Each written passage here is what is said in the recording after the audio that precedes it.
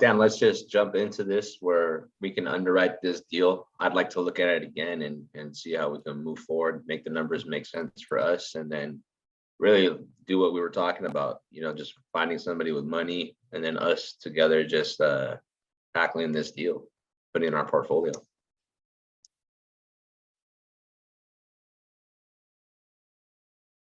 Stan, you're on mute too. My bad. Shit. Okay. I'll underwrite this deal as if it's a blank sheet. That way you guys can see how I underwrite the deal. And then, we can just go over how to write a multifamily from start to finish. Sounds good. Let me share my screen. Move these things over. Can you guys all see this? Yeah, I can. Yep. Yeah. Awesome. Cool. So once again, thank you guys so much for joining Carlos and I's underwriting class today. So just give you guys a little quick background. I am a licensed agent here in Las Vegas. I do mostly commercial with my license, but with obviously Carlos and I know each other because we are part of the Sub-2 community. We connected a few months ago and we met at the Clever Summit event. So, we've been going back and forth, helping each other underwrite deals. And then he's been teaching me how to negotiate on his end because Carlos is very, very good with other people over the phone and, just kind of, throwing each other back some feedback on how to improve every single day. And so he asked me to underwrite a deal because, for him, this is not something he specializes in, but he's leveraging my knowledge of doing the analytical stuff. I've learned this in the last few months. I've known how to create spreadsheets. I don't know, I can't even remember, but just more of learning as I go. And, every day I'm always learning how to do stuff like this. So, there's not a lot of people that understands how to underwrite a deal, but as you guys know, in real estate, you make the money when you buy the property, not when you sell it. So just to give you guys a basic understanding, when you write a multifamily, you always want to make sure that you want to underwrite the deal based on the numbers, the financials. When you ask a broker or any investor that has the property, you always want to ask for the following things: is your T12, which is basically the last 12 months of the financials of the property. The rent roll. The rent roll is basically all of the tenants in place. It tells them exactly what they're paying per month, when their expiration date is of that property. And it also gives you a guideline of who's not paying rent, right? Because you always want to know those metrics. So you got the T12, you got the rent rolls, you want to know the profit and loss statements. That's very, very important. You want to know what the income of that property is generating, because you assess the property based on their financials. So everything, if you guys probably heard of terminologies like cap rate, NOI, which is the net operating income, cash flow. So everything on here in this calculator gives all those metrics. This is, it might look a little complicated for you guys, but obviously I'll explain kind of how I underwrite from the basics. But aside from that, it's like your NOI, your cap rate, and your cash flow is very important to know how to assess the value of a property, right? But yeah, that's basically it. So T12, rent rolls, profit and loss statements. Am I missing anything? If I am missing something, let me know. Sometimes I just kind of go. I think you should be good. I think we have the expense sheets too, or no? I don't have the expense sheets. You guys have any current questions? I know some people haven't underwrote multifamily. I am not the best on the calculator. I lean on Stan. Like, the best thing about our community is we've learned to collaborate more over competition. And, I can't do everything alone, especially I'm so new on doing this that I may know how to close a deal, but I don't know how to do a lot of the other stuff, right? So I lean on other people who do. And if there's a way that I can exchange a little bit of value, I know that person might be willing to exchange some back. And with Stan, we not only, created a nice relationship, but he really truly makes sure that when we underwrite a deal that I know what I'm looking at. So then I feel confident. And through time, I start to understand how to write it myself. but I'm always going to push power back to Stan for showing me something very valuable. In return, I'll teach him what I can in the acquisitions field, and we'll go from there. So somebody has a question. Can you please tell me again what T12 means? It's basically the last 12 months of the financial statements on the income and expenses of the property.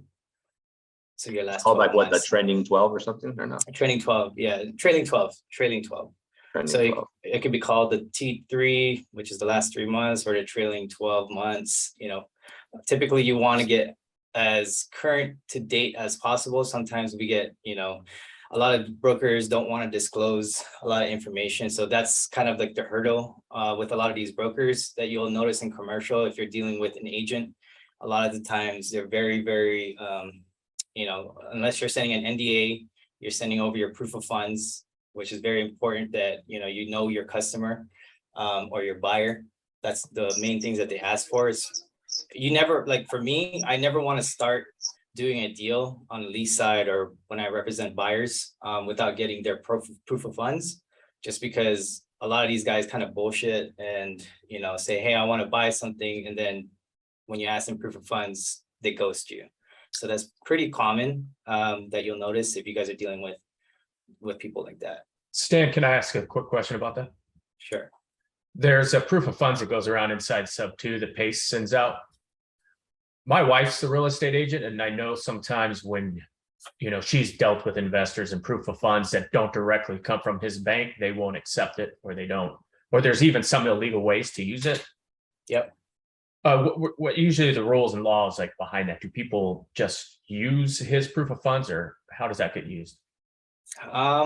And to be honest, I don't use PACE's proof of funds. I mean, I know there's some people in the community that do use it. You can just use it as just more of an introduction. Unless the agent really is diving into their proof of funds, you can pretty much get away with it. Carlos uses it. I used the shit out of it. Yesterday I had somebody like, yo, that's a screenshot. And this is my response to him. What's the difference of a screenshot? It doesn't even say my name. That's why I told you my lender is going to give it to me. I don't mind showing you my bank account, but my bank account isn't the name that's going on there. And he was like, I got you. That'll work. Yeah. Yep. See, so Carlos is one of the best people that I know that handles objections like that. So if you want to use it, you can. There's not really a law behind it. It's just more of a credibility standpoint, just to show like, hey, is this person serious or not? So getting it from your buyer, that's how you vet them. That's how you qualify them. That's like one of the first things I always ask for is send me proof of funds, because at the end of the day, commercial agents, they don't want to waste their time. And a lot of these guys that's in commercial, a lot of them are old school. They don't want you guys just kind of calling them and just getting information without disclosing certain things or having to sign NDAs, but it's a common practice. So, I mean, I'm still learning every day on how the commercial space works. So if you don't know the answer, just ask. And if I don't know the answer, I'll find somebody with the answer. So in this industry, you really have to be resourceful. And commercial would be considered what, 5 and above, five doors and above? Commercial is, I mean, it can be a wide variety. When it comes to multifamily, it starts becoming the commercial after 5 doors. Okay. On the loan, right? So anything below four doors and below, it's still considered residential and loan. Anybody have any questions at the moment? That was a good question, by the way. Yeah, so like just to touch up on that, Louis, your end buyers too, kind of like your partners, right? So build a relationship with them, talk to them kind of like how we talk to each other, and just tell them, hey, since I'm going to go play ball with you, do you have like articles and like proof of funds that I can use whenever they bring it up? They're going to say yeah, because they don't want to go out there and look for the off-market properties. Just be open to it, right? A lot of people think things are really harder than they are, but they think that in their head. They start to battle themselves in their head. Like in reality, I could have been scared if that guy said, Carlos, that's a screenshot of the proof of funds. Send me your actual personal 3 months. I could have been like nervous and said, oh man, well then I could have walked away from the deal. I could have then, came with a disagreement or I could have showed him a bank account that didn't support the money that I needed. So instead, in my head, I just put it, look, I'm not here to waste your time. We took a long time underwriting this deal. I don't want to waste my time either. I'm going to move forward and still buy your home. That's my lender. He's not my partner. You saw both my partner and my name on there. It's not the same that's on that bank account. I'm using that as a lender to fund my deal.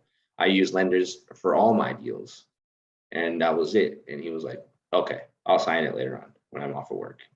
So there was that. You know, I could have either have not negotiated it or talked, overcome it, and I could have just lost an opportunity to buy a deal just because I didn't have somebody's proof of funds to state it, right? And that was that. That's basically it though. So Stan, I'm ready. We're ready to rock when you are. Okay, awesome. Sweet. So we're gonna underwrite this deal.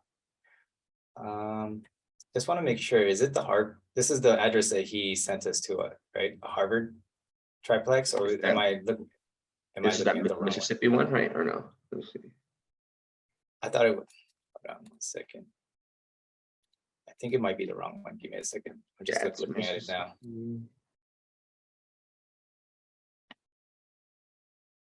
Or was it this one? Cartier? I think it was this one. How many units are on that one? Say that again. How Oh, many no, wait. units? Yeah. let me That see. that was different. Sorry, guys. I thought I was pulling up the right. Oh, here we go. Shayne. It says Oh, there his you name. go.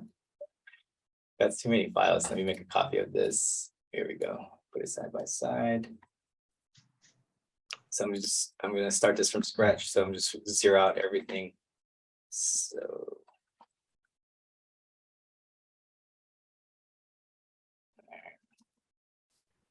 Once again, guys grab Stan's information. He'll put his name, number, all that stuff in there. And you guys ever want to work with him on some deals, you know, have some proof of concept, throw him in on the deal. I have a lot of partners on my deals for the fact that they know how to walk it through the finish line. I don't. I just know how to get it on paper. I can work hard and visualize things. I still need help. So in a scenario, if you guys need help underwriting an opportunity, hit up Stan, throw him in on the deal. He'll help you out, structure it, tell you how to do it. If you need a little bit more help, partner with somebody else to close it or fund it. Get through that. And then, you know, as you start to advance, you learn how to do things solo. But right here, Stan is a guy that I would either pay for his services to underwrite a deal or partner with him. Cool, appreciate that. All right, so this is a deal out in Mississippi that Shayne had brought to Carlos and I. So their asking price, I just plug it in right here, was the 514,000. Right, this is a 10 unit. This is 2 fourplexes and 1 duplex. So it's a 10 unit.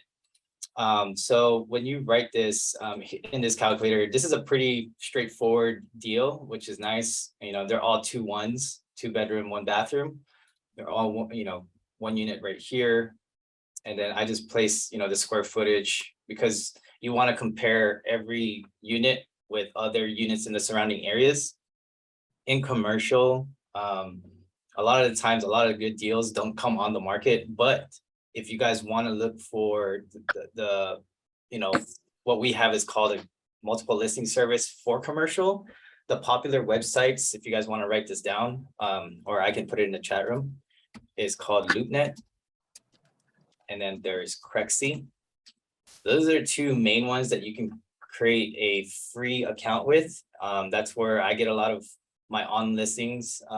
But mind you, when it's on the market on the MLS of that sort, you know, a lot of people already have seen it. All good deals never come on the MLS on that aspect of it, just because they do it behind the scenes.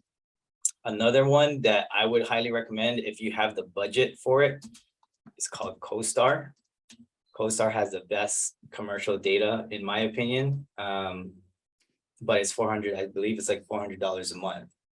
But you can basically get analytics, the whole 9 from that software. And if you don't want to, you know, pay that $400, make relationships with other brokers in your area and partner up with them. That's how I get to use CoStar. Is I ask other people. You can't get their logins because they're very specific with the IP address, so they can't share logins with you. But if you partner up with somebody, they can, you know, give you comps based on that. So that's something that, you know, you guys want to take down. Those are the 3 websites I recommend for any commercial, and it goes from storage units to multifamily, shopping, retail, or shopping center, office buildings, all that sort. All right, so back to the spreadsheet right here. The rents for every room or for every unit goes as follows. So I'm just typing this based on what was given to me the other day. So these are actually pretty low rents, right? 675, 570, 575. And this is what's the benefit about why people like multifamily or love multifamily. Just because you can house hack it. You can house hack it, you can do a value add. There's so many different ways to create value in multifamily, you know, by adding coin laundry, you can do a pet rental, you can do, you know, create anything. As long as you have your, you know, creative mind, you can add anything and that'll create the value, which will increase the property's value, right? Based on your operating income after expenses. All right, so based on the rent of these 10 units, you're grossing about $6,030 a month, right? This is what we call as is, right? This is currently based on the price that they're asking for at $514,000. This is what they're getting in gross rent as is, right? This is, we're not doing anything to the building, we're just buying it, you know, as it comes.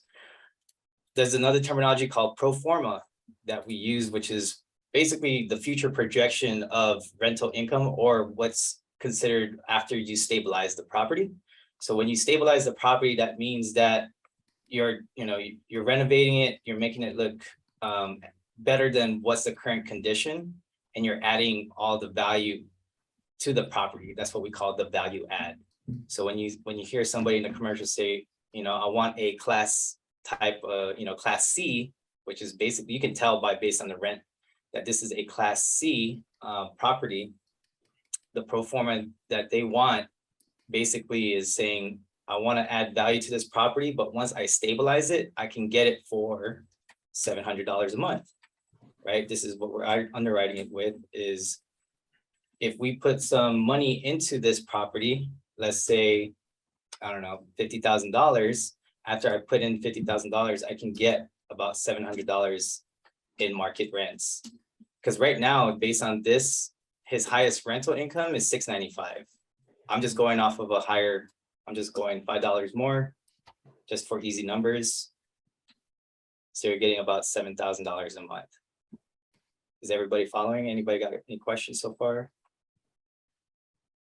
So that's possible, just the possible future rents basically is pro forma. Yes, Okay. correct. This is possible future rates after you stabilize the property or renovate it. Okay. It's like kind of like trying to project what you can bring in after you bring the value add performance. It's like projecting what you can bring in. Yeah. Okay. But the way to obviously analyze that is you want to run comps based on the specifics of square footage and the bed types, right? And then within, in commercial, it's a little bit different. You can go probably as far as like 10-mile radius. Because sometimes, there's not a lot of multifamily within one area. So you can go as far as 10 miles compared to like a residential. I think appraisers only go up to like 3 miles max. So there's a bit of leeway when it comes to multifamily.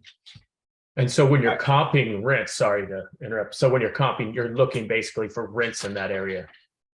That's yes, what you're looking comping. for, right. But then you're also looking at the same type of, similarities, right? You can't be comping a class C with a class B, right? You can't be comping a property that if you're intending to put, coin laundry in there, but the ones that you're comping doesn't have coin laundry, it doesn't kind of make sense. So you got to kind of project it with similarities.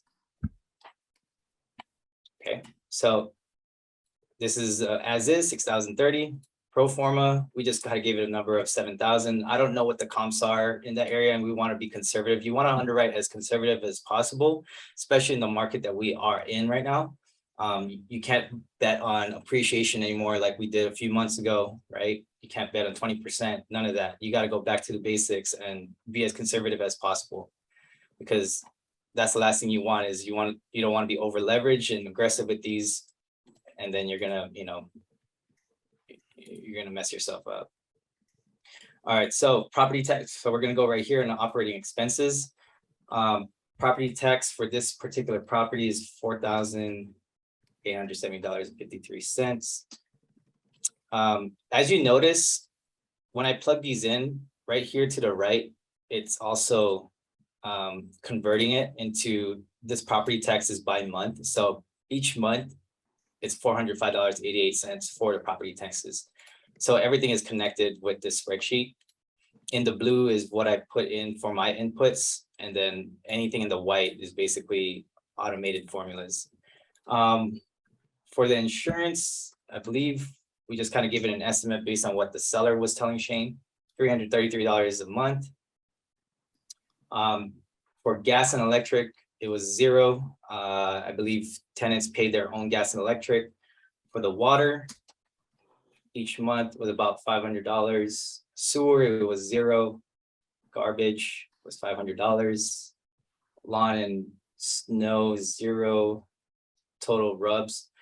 RUBS is considered or the abbreviation for RUBS is rent utility buyback system. So it's basically what you bill back system, sorry, is what you bill back to the tenants. So that's one of the good things about multifamily as well, is you can have them pay for your utilities, right? As long as it allows you. Okay, so that's $0. Typical management fee for multifamily that we like to underwrite is usually about 10%. That's pretty average. I mean, if you self-manage, obviously it's $0, but and if you have if you have multiple properties, you can get away with around 6, depending if you have a company that you're using or someone personal that you're using. But we like to underwrite it at 10%. Vacancies we write at 5%, and maintenance we write about 5% as well. So that's all these percentages are going to go off of right here on the reserves. So you can see right now, based on the operating expenses, our total operating expenses at $2,945, right? And right here in the mortgage, typically for an investment property, it's 20%.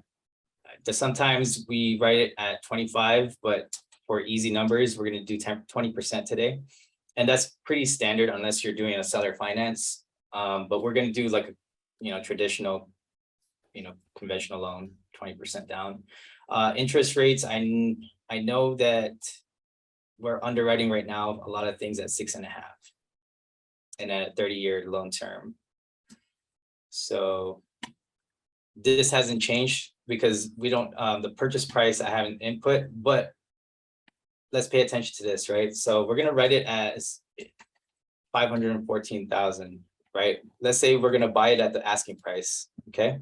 So this is on that 20%. The amount financed is going to be the 411,000. That's the 80% loan to value. Okay. Closing costs is about 2.5% that we're writing in. So your total acquisition on this property right now is about $526,850. Okay. So if we focus right here, I'm gonna zoom in on it. Hopefully I'm not losing everybody. If you guys are lost, feel free to chime in and just interrupt me. All right, can everybody see this part where it says mortgage calculator? Okay. So we're gonna go based on the sale price of the 514, loan to value is at 80%. Your down payment on that 20% is $102,800. That's where you basically, you want to partner up with a private money lender on these type of deals. Or you can, however you want to go about it with the down payment. Closing costs of that 2.5% is $12,850, and then the principal on that finance amount is $411,200. Interest rate is at 6.5%, and so your monthly mortgage on this property is about $2,600. Okay, at that $514 price tag. So after all your expenses, right? This is your total operating expenses, almost 3 grand. And then you take away your monthly mortgage. This property, based on the as is, this whole entire right here, this section is based on the as is value of what they're getting currently. They're netting, the seller is netting about $485. Actually more than that, because this property is obviously on the seller side. But if you were to buy this property as is, you would be netting as is at $485 based on the current price that they're asking for if you were to take this over. Okay. Stacy, this is not a program. This is just a Google spreadsheet, Google Excel spreadsheet. Stan's just a genius. That's him creating that. That's a sick Well, spreadsheet. Well, this is actually, I wrote extra stuff in here, but this is actually this guy that I follow. His name is Investor Ace. So this is actually credit to him. He The Stan actually created program. this. But I added a bunch of other stuff in here just to like help me analyze this deal. So going back to here, monthly net. So net is after you take this is your take home, right? After you pay off all your expenses, the mortgage, all the fees, this guy is netting $485 if you were to buy it, all right? Annually, your annual ROI is 5%. So for every $100, you're making $5. That's basically what it's telling you. So annualized for the year, you're taking home about $6,000 as is. Now, the cool thing is on this cap rate, a little information about cap rate. From what I've learned so far is there's 3 categories, well, maybe 4. I don't really hear a lot of it on the Class D, but Class D is basically like a war zone. Class C is a lot of people like to take on Class Cs just because they're more of like, you know, the middle income, somewhat lower income neighborhoods.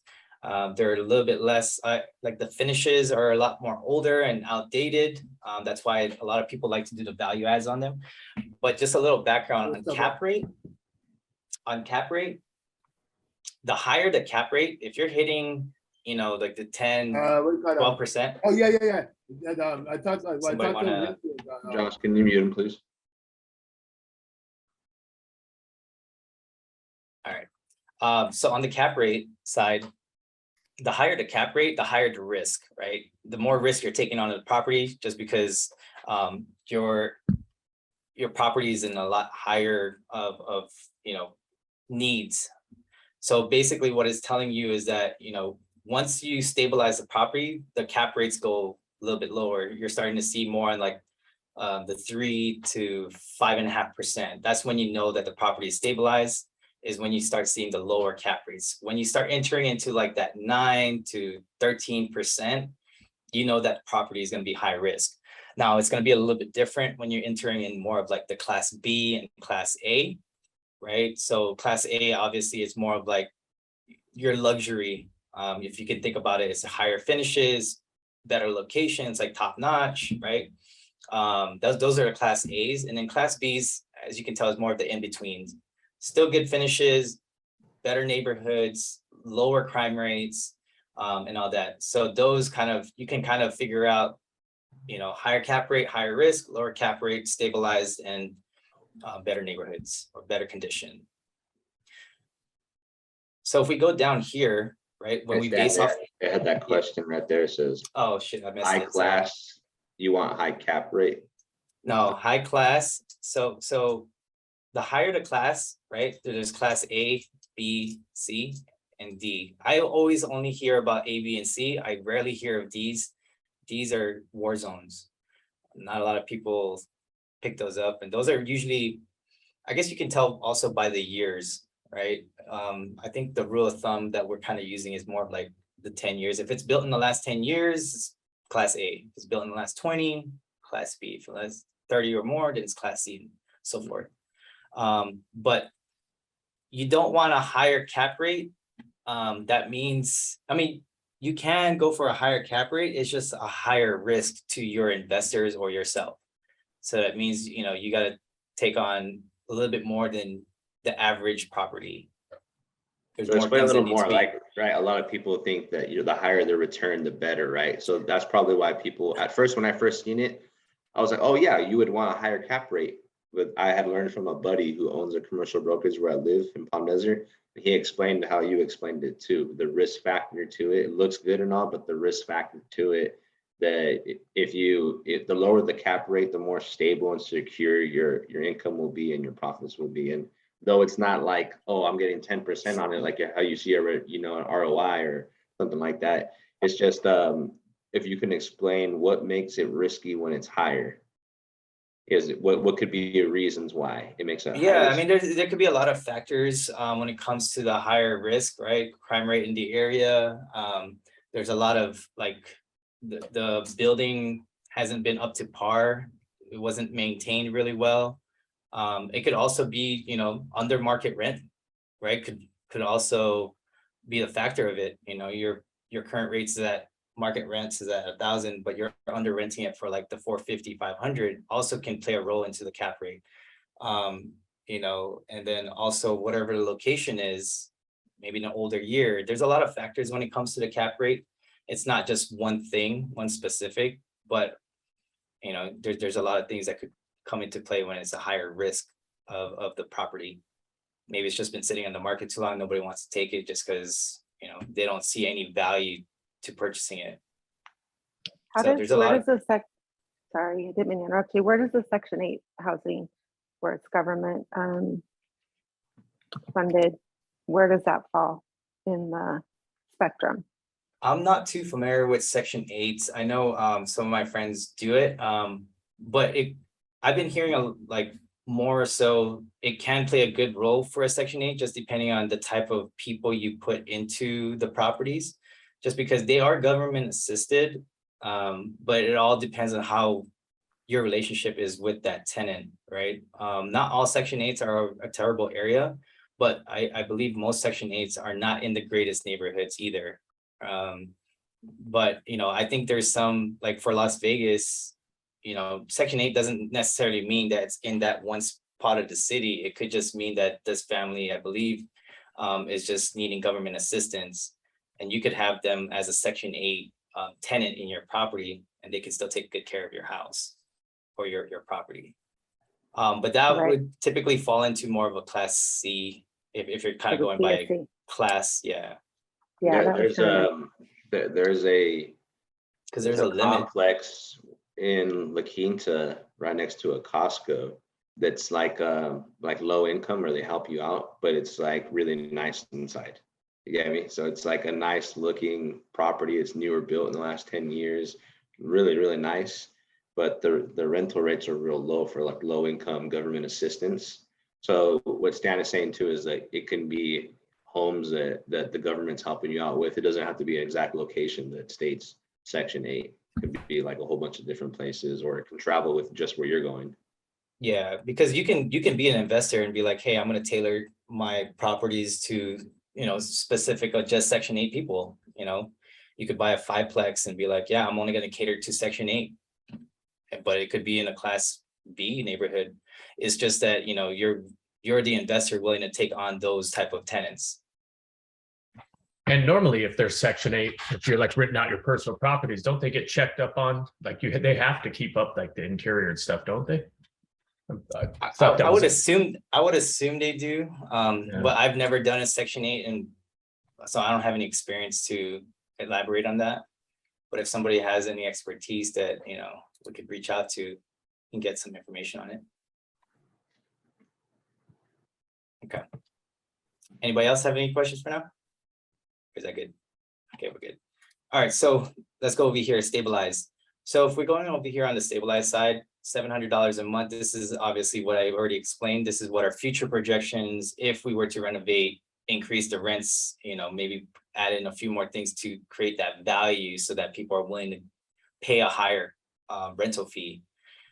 If you were to rent these out for $700 a month, the mortgage obviously stays the same, but now your performance on the future analysis is a little bit different, right? Now your 7.20 of a cap rate now increases to a 9. A 9 cap is what we kind of say. It's like, hey, it's a 9 cap. It's a Class C neighborhood. Your annualized ROI is at 13%. So, there's certain lingos that commercial agents kind of use, and these are like one of the terminologies that they always ask, like, hey, I have a duplex or I have a 10-plex, the cap rate's 9%, NOI is 46,000. So that's how, you're gonna hear that kind of lingo if you start talking to agents. But if we look back here, you can see what the cash flow difference is. It's pretty significant, right? You're going from just increasing the under market rents to $700 a month, increases you another like 2 times more of what your cash flow is in your future projections. You're going from $485 per month to now $1,261 per month, right? That's a significant difference. Your cash on cash return went from a 5 cap up to a 13. So cash on cash return, if you guys don't know, you see how I have this value, the cash flow is divided by the total cash required on this property. So how do we get that, right? If you see right here, your total cash required, this is just basically your down payment and your closing costs, or if you even have any closing credits that's added in there, minus any repairs. So if we were to put in repairs in here, it would change the value. Let's say we put in $50,000, right? Now your total cash required is 165, but if you notice, cash on cash went down, right? So let me undo that. You see what happens? Let me shrink this a little bit so you guys can see a little bit better. You see what I did there? So $50,000 in repairs brings down your cash on cash return over the year. This is on the first year. That's just what's giving back on the spreadsheet. How do they So annualize the cash on cash over like the years? It's like that it'll take you X amount of years to get your money back, right? It'll take you. So that's basically what we call a gross rent multiplier. Is right here. So this gross rent multiplier, we call it GRM for short. That's basically what it's telling you is that in, let me see what this formula is. So C5. So it's basically taking your purchase price and you're dividing it by the gross rents of that 6,030, right? In combination, it's going to take you about 7 years to make your initial investment back to get to that 514 price. That's if you keep it as is. 160,000 price, the cash, right? The amount of cash you actually put in. No, it's your purchase price. So it'll take 7 years to It'll take get- it'll take you 7 years to make your initial investment of that or that initial purchase price to zero out. It'll take you 7 years to get that if you kept the rents exactly the same, you don't do anything to the property. It's not 7 years to get your initial down payment back. No, it's your initial, Are you sure? based on the rents. This is how Okay. it's, so my formula says C5. C5 is the purchase price. You're dividing it by the gross rents. And you're timesing that by 12. That's how you get this 7.10. Okay, for some reason I was thinking that was gonna be your cash on cash over 7 years. Like No. if it took us 115,000 over 7 years, you'd get that back. No, it's what your Gotcha. your actual gross rents. Yeah. Okay. So if you, that's based on the as is, right? But it increases or it drops down lower, it goes by faster. It decreases over time if you're increasing the rents, right? Gotcha. Based on that 514 purchase price. So how we typically like to write deals and how we analyze it, we go based on a pro forma of the cash and cash, right? So this is as is at 5%. But what we typically look for my guys, we like to look for properties that can cash on cash a minimum of 10%. Right. And this property already at that purchase price of 514, this is a deal. This is a pretty solid deal for us because this is hitting at 13% cash on cash. Right. So your initial investment of that 115,000 based on the cash flow right here, you're taking the cash flow divided by your initial cash required. That's how you're getting that cash on cash return. So if you find a property, the multifamily, that's giving you a 10% minimum to 15, that's kind of like how we evaluate a class C. Obviously, that's more on that type of multifamily that we're looking for. But everyone varies. Everyone has their own preference. For us, my team, we like to look for anywhere between a minimum of 10 to 15%. So if you guys find a deal that you guys want me to underwrite and it looks like this, you know, we're pretty much saying that this is a freaking awesome deal. Now, what's the difference is we can always manipulate these numbers, because sometimes I was telling Carlos and Shayne the other day that let's say the purchase price, let's say they were asking for 600,000. Now this is going to be a lot more different, right? If we bought it at 600,000, this wouldn't work for us, right? So this is how we negotiate and tell, you know, the investor or the seller, like, hey, look, $600,000 won't work for us, but we can buy it, let's say at 550 for here. Let me see, oops.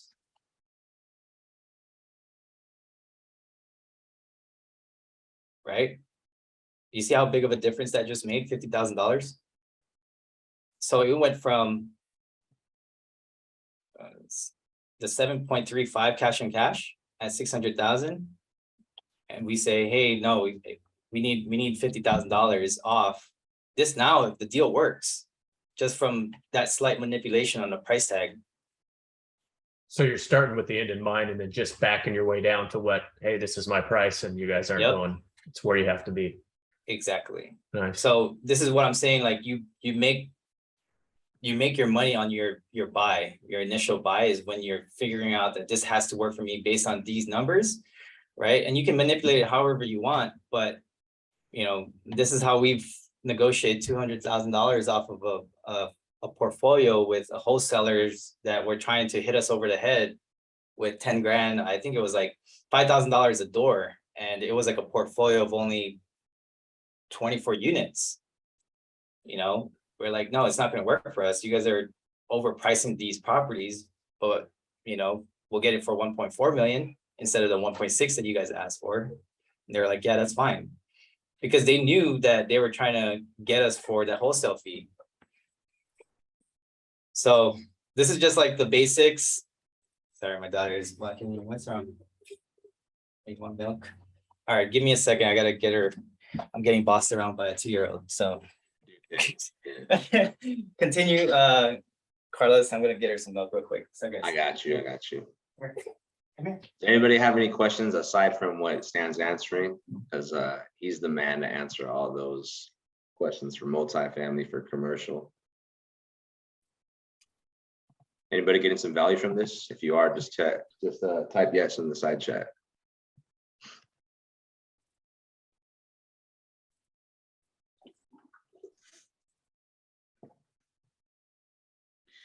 Yo, what up, Carlos? What's up, Ben?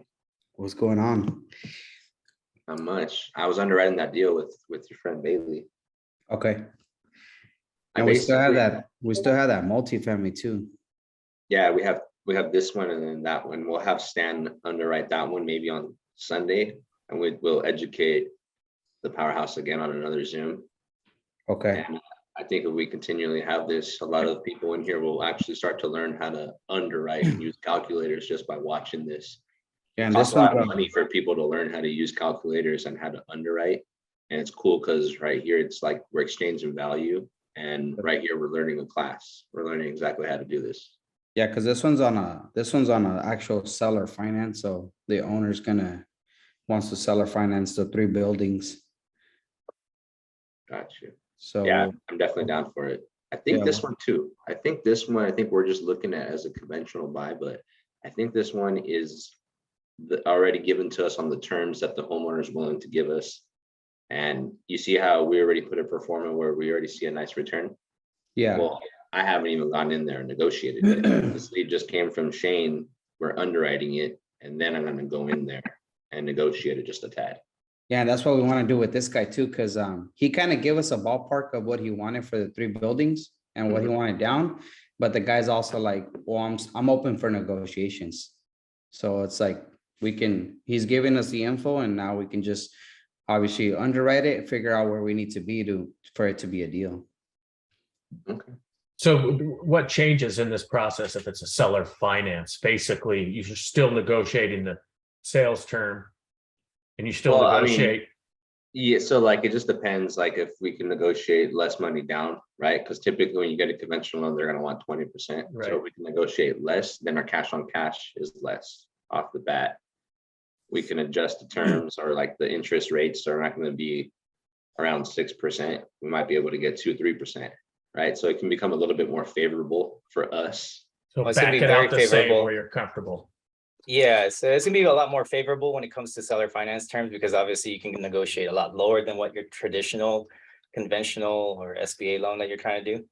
But that's always the play, but not all sellers are always open-minded when it comes to seller financing. But I'm just underwriting this as if we were gonna go ask a bank to loan us this property, you know. But yeah, just going back to the price that, you know, you can always negotiate based on what the pro forma is. Actually, the profit and loss statements. That's why it's very important that you get that, right? The more accurate that you can get in your numbers, the more accurate you can write out and underwrite the deal. And that's why I always like to ask, like, hey, get the latest financials, get the latest profits and loss, because a lot of those guys, they manipulate their numbers too. You know, it's not just you can't, you know, they play their side as well. And a lot of these guys that the smaller mom and pops that own properties and they don't track really well, they can fluff it. Right? They can manipulate. How do you control that? You I mean, can't. how do you- It's really hard. So unless they actually have someone, let's say for Tax example, records?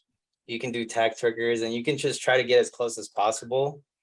But sometimes it's really tough because a lot of these guys, like the old school, they don't have spreadsheets. They don't have spreadsheets Right. to track stuff like this. That's why that's the higher risk. That's another risk factor, right? Because you don't know. The only true person that knows is the actual seller.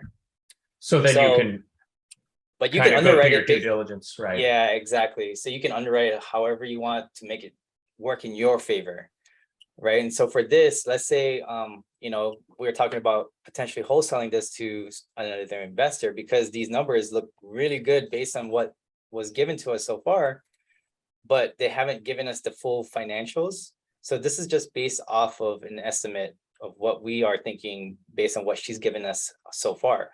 So I was telling Shayne, like, hey, if she's asking 514,000, you know, and you want to wholesale this, you want to make a fee, let's say of $10,000, right? Or let's say $14,000, you want to make a fee, you have to get the property down to 500,000, right? You want to add on your $14,000 fee, right? Just so you have reference right here. So now you're technically getting this property at a 14 cap on the cash and cash at a 9% cap rate, but you have to underwrite it to the end buyer in mind. So they're buying it from you for 514,000, but you're trying to get it at 500. You see the spread? The difference is in that spread, Right. right? You have to underwrite it for the next buyer to buy that because that's the numbers that you're showing to them. Like, hey, this deal works out at a $514,000 price. They'll look at it and be like, okay, 13,000 on a cash and cash. Yeah, that's really good. But let's say you get it at a 475, you know, and you still want to make that fee of $25,000. Now you have to underwrite it as a $500,000 purchase price, but you are just making that spread. Right. You see how that cash and cash increases when the price drops. So there's a lot of different ways to underwrite a deal. It's just a matter of, you know, what information that they'll disclose to you. And, you know, if you need help, obviously, be happy to sort it out and help you guys out. I won't be able to give you guys this calculator because obviously this is something that I create as a value add. And I want you guys to bring us deals that we can help you guys on. And then my incentive is, you know, if you guys want something like this, I'll gift it to you guys if we do a deal and we close it together with Carlos and myself. Sounds like incentive enough to me.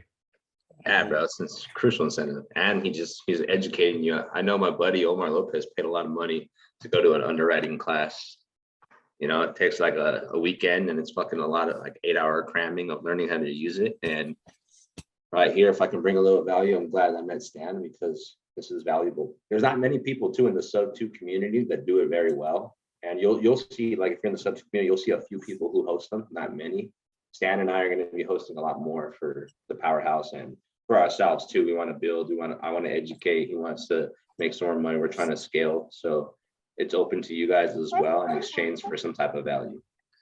Are you guys doing direct to seller or are you guys doing reaching reaching out to wholesalers, trying to find deals? Just curious. Yeah, so I since jumping in, I really haven't spent any money on marketing. Everything has been just from kind of building my powerhouse and just like helping people close has kind of been like my gateway to getting all the deals and leads. And even though the deal that I'm locking up right now, it was a sub 2 student who locked it up and who's going to sell it to me. So that's going to be the first one that I'm actually buying one from somebody else. But everything else is typically coming from a wholesaler, sub 2 student or other mentorship student or from the powerhouse. And then I either been locking it up, splitting it with them or locking it up and buying it from them. So at some point I'll automate my own business and get 100% of my own. But for the time being right now, this is working. Nice. What about you, Stan? Sorry, I was looking at the spreadsheet. Yeah, I think that's it for me. Do you guys have any questions that I could answer, or do you guys have anything that you guys might have been or gotten lost on that you need some clarification on? No, that was great. I appreciate it. You're welcome. So those are the numbers that were given to us, right? Yeah, those are exact numbers that Shayne gave us. So based on the numbers that were submitted, those were the terms actually given from the seller. We can see that if we have the performa and we're going to add some money for value add, that it's automatically a deal. I haven't jumped in to touch up anything just yet. So this is something that we're going to be doing once I get back on with Shayne or something. We're going to go ahead and call them and negotiate it and potentially take it down for ourselves to hold. And so just by getting that value, just by seeing that, sometimes it works already with the price given. But we want to get in there and try to get a little bit more favorable. That's all it is. Any questions, guys? We're open to Q&A for Stan. Thanks, Josh. Cool. Did you guys find value in this class today? Yeah, for sure. Are there areas that you guys buy? Do you guys have certain markets that you guys are looking to buy in, or is it? Typically, I believe like red states, the ones that are a lot more landlord friendly. Nationwide, obviously, for my team, we have a pretty big fund that we can allocate money to, up to be honest, like 100 million plus. So we can do big deals. It's just a matter of finding the right ones. A lot of these guys, when you're starting to enter that kind of numbers in that space, there's a lot more due diligence to be done. So you're looking at minimum 60 days. And then obviously you're going to be putting down a larger EMD.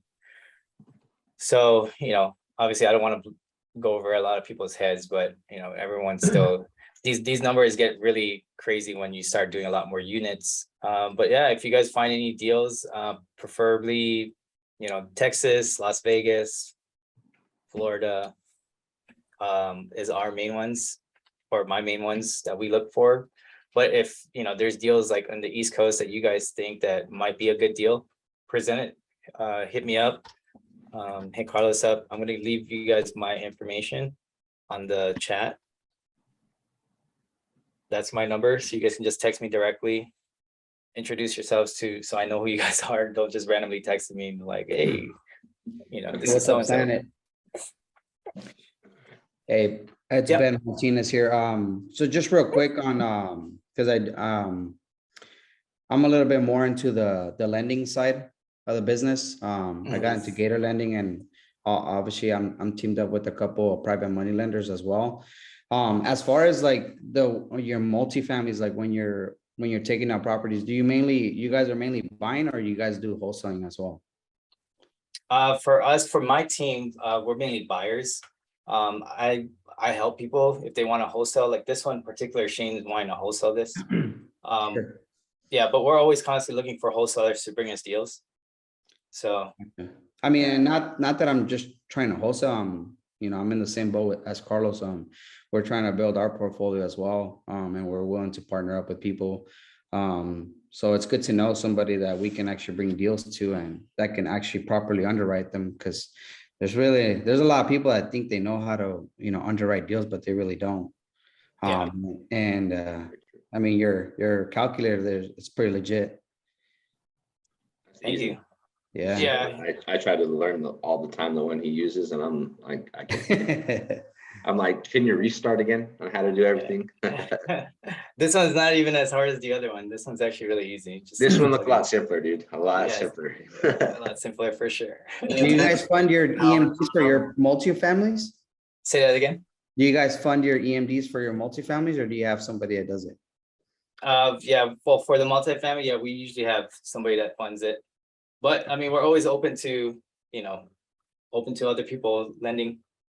Well, Absolutely. also we'll need them too when the deals come from within the community and then sent to Stan and I. Sometimes it'll just be us, so we'll need funding as well. It's not like we can use his team if they're not included in the deal. You get me? Sure. So- Yeah. So And the reason why I ask, because I have had some people come to me for, 100,000, 300,000 EMD for buildings and multifamily. So I am trying to move away from the small stuff. Not that I won't take it, but I'm I'm really trying to get myself out there as like a big time gator, like, just taking down bigger projects. And just trying to create new avenues for gator lending too. So yeah, For sure. Ben's actually like the face of Gator lending. He's probably done the most deals I've known since like they've done the Gator lending. He helped me with the deal today. Funded it this morning. So he's funding a lot of people's deals. He has like access to like $4 or $5 million, or probably even more. This was just like a month ago when we were talking how much money he's accumulated. Wow. Nice. And he partners with other lenders, hard money lenders, private money lenders, gators, and they could tackle big deals. And we're looking to build our own portfolio. We live right next to each other, Stan. We worked at our local Ford together. So I know Ben. Okay. Yeah, I actually know Ben very well. And yeah, he left. He was like the #1 salesman. He left this year because he believed in his future. Great thing is he found his niche right away, which was after like a month or two in, he just got into gator lending. And he just let everybody know what he was doing in a lot of communities. And people wanted a piece of what he has. And how many deals have you done on the gator lending side? I know that you said even Pace was like, damn, Ben, you're killing it on the gator lending. I've done about 10 deals. Obviously not all of them always go through. But I've locked up probably about 15, 16 deals, but we've pulled out of a couple where the end buyer falls through, or but obviously one of the things that obviously Pace talks about is obviously protecting your money. So I teamed up with a good TC that stays on top of my deals, and she's like on the phone if come inspection day, if buyer's not lined up or their buyer hasn't deposited the EMD for the end buyer, then we pull out of the deal. And just his #1 rule is don't lose money. So that's kind of my #1 rule. And just building relationships definitely is the key to my success. It's more of just getting on the phone with people that are actually doing deals rather than just the new up and comers, because the big dogs need money too. They get their money locked up in multiple projects, and sometimes they need money just to keep all their projects and keep bringing in more projects in. So yeah. Sick. That's good to know. I know you. What's your holding like as far as your short term? What do you typically do? 30 days or less? My short term right now, I try to stick to obviously 45. I have done a couple of 60 and 90 day. I try not to do those, At least right now, just because I'm still trying to build capital, but I've had so many people reach out to me, gators that, have a lot more money than I do. And they just like the way I'm doing business. So they're offering me their money so that I can land and just get them into the action and get a cut out of what I'm doing. So it's just giving me more and more, money to land and just try to, be creative with the way we're landing. And, a lot of people will see like, oh, gators are kind of, greedy and stuff. But to me, it's just, hey, we're all here to make money. And, I'm not, I do ask for big returns, but at the same time, I do figure out a way where, everybody's making money too. We're all here to make money and, and build relationships and try to help each other, basically, keep making money. So. Very, that's awesome. All right. I think Yeah, a I'll lot of definitely keep you people, in mind. I think a lot of people too, like, since a lot of us are in sub two and we hear about gators, there's a difference between a gator and a private money lender. A lot of people don't know that. Gator is, obviously anybody would take advantage of being a gator because it's exciting. But there are some times you need to look for private money. Like I was looking for 80 grand on a deal that I had locked up. And a lot of gators hit me up. But the first thing I said is, hey, I'd love to lock you in and I'll save your information. Just to let you know and be clear, this is not a gator opportunity. This is more of like a soft inquiry. I need a private money lender for a short time, but there are a lot of opportunities where I'll need gators. And then I just let them know how are you actively, where are you actively deploying money and what's like your criteria on that. And then the majority of them I've already weaved through them, but I still have them lined up for gator opportunities because I will always need them. I think a lot of people get stuck reaching out to gators for private money lending opportunities. And that's where people need to, understand the difference of how you're looking for your money and how you're going to protect them and what it's going to be for. It's another strategy as well, because all lenders have different ways on how they lend and protect themselves or secure themselves. And I'm figuring that out because Stan was helping me secure lending on this. And how I got the lender, Stan, I believe he was in sub 2 and I had recently posted it, and he said that he's just been watching me like from getting in here, starting in the last 6 months and then scaling. And he said, I don't have the money, but I'll pull a HELOC just to work with you. That's the guy. Yeah. And so that's awesome. Yeah. So I put him on with my partner and we went over proposal. He then tagged in Caleb Christopher to help him negotiate his term. And then I then countered it again. And then we came to agreements on that. Basically at 12.5% annualized. He wanted, I believe, 14% was with 1 point due at funding. And so I just told him, let's meet in the middle, 12.5, and I'll show you what I can. And Nice. He was open to it. So That's awesome. Started Mondays and we go do that. But how cool was that? Where now I was like, shit, I'd rather go with him because since he's fairly new on the lending side, he's not going to ask for a heavy return or a gator return, right? So this is going to be a good guy that I would love to build a fruitful relationship. I mean, the guy was like, my wife's going to be pissed, but I'll do it anyways. I'm like, all right, you're bold. I like people like you. I'll work more deals with Nice. you. Yeah. I'll make sure we show you how to kick ass too. There we go. You get value from both sides. Yeah, That's but awesome. Ben, do you fund flips? Because Stan also fixing flips and always looks for money. I don't fund flips, but definitely connect with me. One thing about me is I don't turn down any opportunity, even if I'm not the guy. I built a lot of relationships with lenders, and I at least try to connect you with the right guy.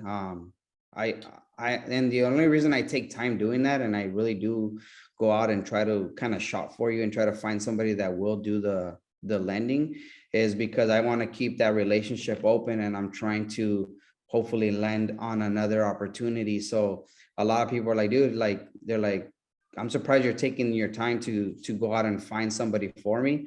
But honestly, it's just about building relationships and keeping that door open. So what I do is just, I'll still like, hey, I'm going to try to find you. Like the other day, I spent a whole day finding a private money lender for for a national student that had like 3 deals I needed to fund within the next 2 weeks. And and one of my lenders wasn't getting back to me. So I started contacting other private money lenders. I ended up connecting them, and hopefully, the deals will go through. And, they even just reach out to me like, dude, like, they're like, nobody would have done that. And I'm like, I'm just trying to keep that relationship, open so that, hopefully you use me as your gator, or, whatever other deals you have coming, moving forward. And I've actually had private money lenders that are like, hey, we've never been as busy doing this many loans until we met you. They're like, you're sending us so much deals. Like, I have to tell you to, like, if you can even vet them even more now, because like, they're like, you overwhelmed us with work. And I'm like, yeah, I was like, I was like, send me a questionnaire, and then I'll send it to the people to vet them even more. And they're actually cool, because they're even willing to give me a cut out of whatever they end up lending, which, I didn't ask them for it, but they're just offering it. So That's awesome. Yeah, that's how you create value for yourself. But people remember that, if you can't do it, you find other doors that you can open for them. Yeah, that's definitely how we work as well. So if we can't find an answer, we're just being that resource for you as well. So that's awesome, dude. Definitely great to connect with you as well, and everybody that's in here. I know we're almost running into an hour and a half, so got less than 4 minutes. If you guys have any other questions that you guys want to ask, feel free to ask. If not, we're good. Thanks for your guys' time. It's great. Of course. No, thank you guys for your guys' time this evening. I know you guys could have been calling sellers or finding ways to make more money. So thank you guys for taking your time aside. And Stan as well, big thanks to you for always coming on, being Stan the man. And I look forward to doing a couple more underwriting sessions every week with you guys. And let's just get it built up and bring some deals to the table that Stan and I can help you tackle and add to the portfolio, or pay you an assignment fee too. Nice. Thank you. Thanks, guys. Thanks, guys. Stan. Thanks, Carlos. Thanks, guys. Welcome. Enjoy your you. weekend. Bye. Take it easy. Bye. Bye. and Say bye. Carlos. Bye. Bye. So cute. Later, guys. Later. Have a good one.